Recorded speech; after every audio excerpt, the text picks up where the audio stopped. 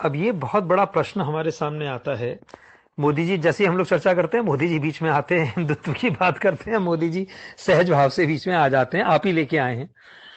मैंने भी अपने वक्तव्य में उनका जिक्र किया था, क्योंकि इर्द गिर्द राजनीति वहीं घूम रही है। मुझे लगता है कि अगर हम पिछले 10 साल देखें, 2014 से पहले का समय देखें और 2021-22 आया चाहता है देखें, तो समाज में क्या क्या हुआ है। आपने मेरे वक्तव्यों को शायद ध्यान से सुना नहीं। मैं ये चाहता हूं कि कुछ तो अच्छा किया होगा, हम उसको देखें। अब दूसरी बात, ऊपर कहा गया कि रोजगार बेरोजगारी सब, कौन उसको दूर कर सकता है? मुझे एक नाम बता दीजिए, मैं आपको 10 नाम देता हूं।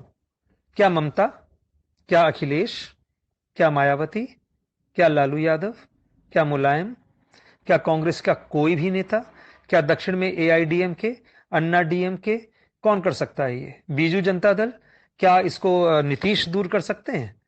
कौन कर सकता है? या कश्मीर का कोई भी नेता इसको दूर कर सकता है, जिनके पास 20-25 साल सत्ता रही? सोचने की बात है बड़ी गहराई से, कि अगर मैं मोदी के खिलाफ, अगर मैं चलिए मोदी, कल को मैं, हम कहते हैं हमने मोदी को हटा दिया, अब कौन? सोच के देखो। बहुत, मैंने एक एक व्यक्ति को सामने रख करके सोचा है इस चीज को। ये नहीं कि हम अंधभक्त हैं, मोदी भक्त हो गए ना। मोदी ने कम से कम कुछ ना किया हो, मैं कहता हूं उसने कुछ नहीं करा। उसने हमको उल्लू बनाया। वो अडानी का, फलाने का, ढिमकाने का सब कुछ है, एग्रीड, पूरी तरह सहमत हूं। लेकिन एक काम तो उसने किया है भाई साहब, जो कोई नहीं कर पाया पिछले 60-65 सालों में। जबकि मैं खुद राजनीति से परे रहता था, नहीं था, लेकिन जो मैंने समाज में उसने एक राष्ट्रभक्ति, देशभक्ति की भावना, चाहे जिस भी तरीके से, मैं नहीं जानता, वो तो पैदा की है भाई, इसमें तो कोई दो राय नहीं है। अब सोच के देखिए कि क्या आप 2014 से पहले इस प्रकार सोचा करते थे जैसा कि आप आज सोच रहे हैं, या आज यहां पर आप लिख के भेज रहे हैं? क्या ये धारणा पहले थी आपकी? हम जहां देखते थे, जो भी सरकार हुआ करती थी हमारे सामने था। अब हमारी व्यवस्था का अगर कोई पालन कर रहा है, न्याय व्यवस्था के अंदर कुछ चीजें चल रही हैं, कुछ चीजें नहीं पकड़ पाए, अब कोई विदेश भाग गया, उसको लाना उनके हाथ में नहीं है कि वो जाएंगे और कॉलर पकड़ के खींच के ले आएंगे। उसकी एक पूरी प्रक्रिया है जिससे कि गुजर रहे हैं। अब कई लोग कहते हैं जी विदेशों का पैसा नहीं आ पाया, आपको क्या लगता है? मैं तो खुद स्विट्जरलैंड गया हुआ हूं, मैंने तो सारी चीजें अपनी आंखों से देखी हैं वहां पर। मैं तो महीनों रहा हूं यूरोप के अंदर, इसलिए मैं इन चीजों को देख के, वहां से एक पैसा कोई भी सरकार नहीं ला सकती। मैं गारंटी देता हूं कि कोई भी सरकार आ जाए, खुला चैलेंज है ये, कि एक पैसा मुझे वहां से वो लाके दिखा दें। लेकिन सत्ता में आने से पहले ये कहा गया, विचार तो अच्छे थे कि मैं, हाँ, पूरी कोशिश रहेगी। उनका विचार था कि 15 लाख रुपए, अरे उनका वो भाषण सुनो। वो ये कह रहे थे कि अगर विदेश से पैसा यहां पर आ जाए तो इतना पैसा होगा कि 15-15 लाख रुपए सबके बांटे आ जाएगा। ना ये कहा था कि वो दे देंगे, अगर आपके पास कहीं से वो कटिंग है तो आप भेजें, मैं, वरना मैं खोज के उसको भेजूंगा आपको। उसका मतलब ये नहीं था। गलत चीजें क्यों कोट करते हो?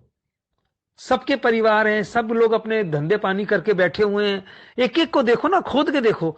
मैं तो सिर्फ एक प्रश्न आपसे पूछता हूं, मोदी के बाद अगर आज चुनाव हो जाते हैं, कौन जिसको आप कह सकेंगे भैया ये हमारी बेरोजगारी 1 साल में हमें नौकरी दे देगा, हमारा टैक्स हटा देगा?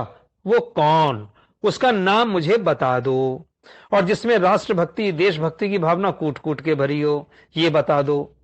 अगर कोई व्यक्ति बहुसंख्यक समाज को एकत्र कर रहा है तो क्या ये गलत है क्या? वो अल्पसंख्यकों को तो कुछ नहीं कह रहा, आप अपनी धारणा बनाए रखो।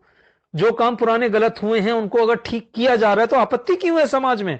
मैं तो हैरान हूं कि गद्दार हमारे बीच में छिपे हुए हैं। कल को अगर चाइना पाकिस्तान आक्रमण कर दे ये लोग, तो एयरपोर्ट पे जाके स्वागत करने खड़े हो जाएंगे उनका। पता, ऐसे लोग हैं। और आज समझ में आ रहा है कि पहले जो हमारे पर आक्रमण हुए होंगे तो आप जैसे लोगों ने उनको समर्थन दिया होगा। आप ये सोचिए कि वो जो यहां आके टिक गए, कोई उनका विरोध, अरे आ जाओ यार, आ जाओ, बहुत अच्छा, हम तो बिल्कुल समदर्शी भाव है, नहीं नहीं आप भी अपने आ जाओ। अब वो समाज नहीं है मित्रों। ये मत सोचो, अगर आप जो हो उसको पहचानो, जानो। उस काल में मत जाओ जब कुतुबुद्दीन ऐबक यहां पर आए थे और खिलजी आए थे और गौरी आए थे, गजनवी आए थे, तो आप जैसे ही लोग बीच में रहे होंगे जिन्होंने कहा होगा आ जाओ, स्वागत है आपका। आप तो तैयार बैठे हैं स्वागत करने के लिए कि कल को चाइना आक्रमण करे, आजा भैया आजा, ले जा ले जा, तो हमारा ये पूर्वोत्तर भारत ले जा। ये भावनाएं आपकी परिलक्षित हो रही हैं। मैं तो हैरान हूं, मतलब ये पढ़ के सोच के कि ये पढ़ा लिखा समाज ऐसी बातें कर रहा है ऊपर। हम में कम से कम भारतीयों में, चाहे वो किसी भी कास्ट के हों, मैं किसी का विरोध नहीं कर रहा यहां पर, लेकिन एकता तो चाहिए, और वो स्थापित कर रहे हैं। आज तक कभी हमको ये एहसास ही नहीं हुआ था कि ये चीजें, हम तो हमेशा ये मुल्ला मुलायम सुनते थे कि ये चीजें होती हैं, इनके मदरसे चल रहे हैं, इनके फलाना चल रहा है, ढिमकाना चल रहा है, हम तो हमेशा ये चीजें सुना करते थे। पहली बार हमने ये देखा कि आरती इतने भव्य स्तर पे हो रही है। हमने तो कभी कोई डर के मारे, हम कभी हरिद्वार जाते थे, चुपचाप जाके पानी में आ जाते थे डुबकी लगा करके, या कहीं और गए, अपने आ गए। आज उसको दुनिया देख रही है, वैभव को, भारत के वैभव को, जो अभी का नहीं है, प्राचीन है, उसको बस उकेरा गया है, उसको तराशा गया है। पत्थर में वो चीज छिप गई, जैसे पत्थर में प्रतिमा निकल आती है बाहर, उस प्रकार से वो चीजें आई हैं। और ये तो सत्य है ना कि मंदिर तोड़ के मस्जिदें बनाई गई। इसको आप बदल दोगे क्या अपने तर्कों से? और इसको अगर ठीक करने का प्रयास बहुसंख्यक समाज के लिए किया जा रहा है तो क्या बुरा है? क्या ये चीज आप दूसरी जगह कर सकते हैं? जरा करके तो दिखाओ, बोल के तो दिखाओ ना। इतना लिखोगे इतनी देर में अंदर हो जाओगे। चाइना के अंदर वो सबसे बड़ा वहां का व्यापारी है, मस्क या कुछ और नाम है, मैं नाम भूल रहा हूं उसका, जो एक बहुत बड़ी चेन वहां पर चलाता है, एक लाइन बोलने पे आज तक उसका पता नहीं है कि वो है कहां। तो ये सारी चीजें, हमारे भारत के अंदर ये स्वतंत्रता है कि हम किसी को कुछ भी कह सकते हैं यहां। ये बड़ी विचित्र बात है, और इसका ये लाभ उठाया जा रहा है। इस बारे में थोड़ा विचार करें। मेरा प्रश्न अपना मैं फिर दोहराता हूं, मोदी के बाद ऐसा कौन, विपक्ष में, मैं फिर कह रहा हूं आपसे, विपक्ष में ऐसा कौन सा व्यक्ति आप देखते हैं? मैंने 10 नाम आपको दिए हैं, उनमें से कौन नेता? क्या शरद पवार बनेगा? क्या ममता दी बनेंगी? बन जाएंगी, लेकिन वो क्या करेगी ये सोचो ना। वो करेंगे, उसने क्या अपने बांग्लादेश, पश्चिम बंगाल के अंदर बेरोजगारी मिटा दी क्या? वहां पर सारे खुशहाल, जाके देखो, पता लगेगा कलकत्ता की क्या हालत है और उसके आसपास के इलाकों की। बीजू पटनायक ने उड़ीसा के अंदर मिटा दी क्या? अन्ना डीएमके ने कर दिया क्या? एआईडीएमके ने कर दिया क्या? कौन कौन पूरी बेरोजगार? अरे भैया नहीं दी जा सकती। 130 करोड़ जनसंख्या है। जो मेरा आंकलन है, अगले 25 साल तक लोगों को नौकरियां जो हैं वो 100% नौकरियों की, हम लोग 5% ही नौकरी दे पाए, 2% ही दे पाए, वही बहुत है। हम लोग जनरेट करें जो मोदी जी कर रहे हैं। तुम अडानी को गाली तो देते हो, अंबानी को गाली तो देते हो, तुम्हें पता है कितने लाखों लोग उनके यहां काम कर रहे हैं?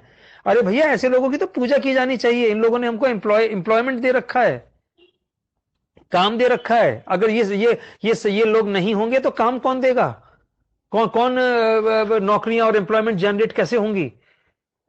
अब बैंकों के थ्रू लोन मिल रहा है, कितने बच्चों ने अपना काम खड़ा, मैं तो स्कूल में पढ़ाता हूं, मुझे तो मालूम है, हमारे यहां तो 12वीं के 11वीं के बच्चों ने अपने बिजनेस खड़े कर लिए हैं। तो बहुत फायदा हुआ है, ऐसा मत कहिए आपकी नहीं हुआ। हमारे यहाँ घर में जो काम कर रही हैं, जो बच्ची 22-23 साल की है, उसके घर के अंदर बहुत स्थितियां थोड़ी सी ठीक नहीं थी, तो उन्होंने कहा कि हमारे यहाँ तो राशन आता। तो ये इतने गहन काम किए जा रहे हैं जिस पर हमारी निगाह नहीं जा रही। वास्तव में बहुत काम हो रहा है, वरना अब तो समाज न जाने क्या हो चुका होता। इस चीज पे थोड़ा सा विचार करिए।